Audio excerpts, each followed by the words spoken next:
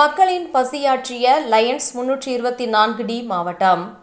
கோவையில் லயன்ஸ் 324டி மாவட்டத்தின் சார்பில் ஆண்டுதோறும் அக்டோபர் மாதம் 8ஆம் தேதியை உலக சேவை தினமாக கொண்டாடி வருகின்றனர்.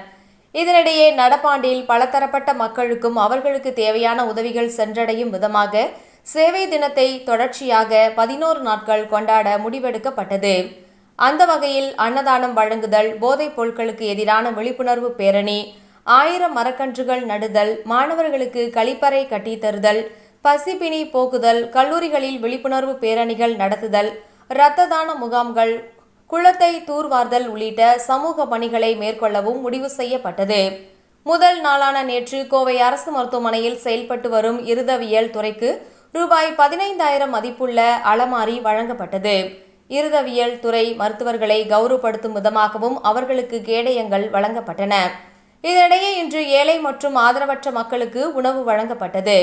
லயன்ஸ் 324டி மாவட்டத்தின் மாவட்ட கவர்னர் சண்முக சுந்தரம், ஜிஎஸ்டி ஒருங்கிணைப்பாளர் இளங்கோ, மாவட்ட தலைவர் ஜெய்சீலன், துணை கவர்னர்கள் தினகரன், பாரதி ஆகியோர் மதிய உணவு வழங்கினர். கோவை அரசு மருத்துவமனையில் கோவையில் உள்ள ஆதரவற்றோர் காப்பகங்கள் மற்றும் முதியோர் காப்பகங்களில் வசிப்போருக்கும் இன்று உணவு வழங்கப்பட்டது.